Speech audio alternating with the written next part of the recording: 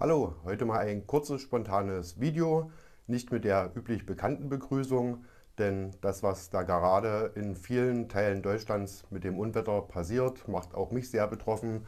Deswegen habe ich mir überlegt, dass ich ein kurzes Video mache, weil es wahrscheinlich viele interessiert und auch einige Abonnenten mich angeschrieben hatten, was denn schlimmstenfalls passieren kann oder was man machen kann, wenn diverse Haushaltsgeräte unter Wasser standen. Die Sache ist relativ einfach zu erklären. Letzten Endes, die Geräte nehmen in jedem Fall, egal wie hoch sie unter Wasser standen, einen Schaden, auch wenn man den Schaden direkt nicht sofort erkennen kann. Wenn man zum Beispiel eine Waschmaschine nimmt, bei den neueren Geräten ist es leider Gottes so, dass häufig die Elektronik sich im unteren Bereich befindet. Diese kann man zwar, wenn die Geräte wieder abgetrocknet sind, vom Schlamm befreien, gründlich säubern. Das kann man auch letzten Endes mit Wasser machen, weil das Wasser ja schon an der Elektronik war.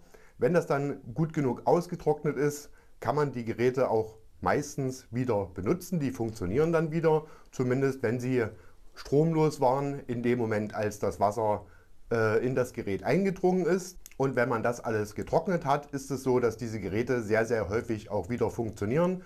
Man sollte allerdings nicht vergessen, dass dann meistens auch der Motor mit unter Wasser stand. Der hat vom Boden circa eine Höhe von 10 bis 15 Zentimetern.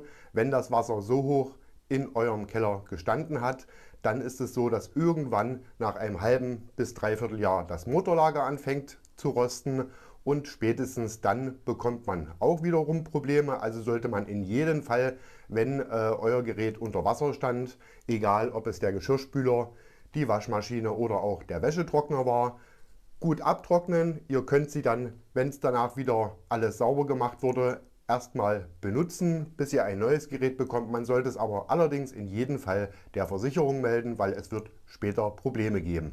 Anders sieht es aus bei Kühlgeräten. Kühlgeräte haben ein in sich geschlossenes System. Dort ist der Motor extra verkapselt im Kältesystem. Diese Geräte können ohne Probleme Wasser ab, die reinigt ihr hinten und dann funktioniert eure Gefriertruhe oder euer Kühlschrank wieder wie vorher. Da gibt es auch keine Probleme später. Da kann sich ein wenig Flugrost dann letzten Endes noch außen bilden, aber keine beweglichen Teile oder gar den Motor zerstören.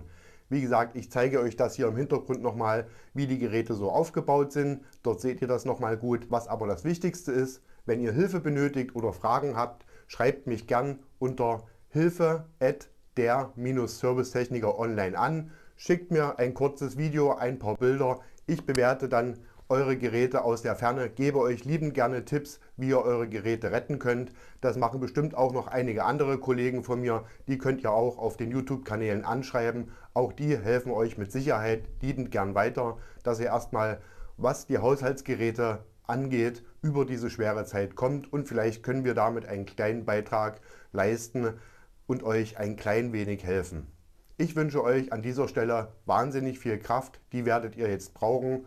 Und so wie ich das sehe, gibt es auch wahnsinnig viel Unterstützung aus ganz, ganz vielen Gewerken in Deutschland. Das macht mich wahnsinnig stolz und diese gemeinsame schwere Zeit werden wir auch gemeinsam schaffen.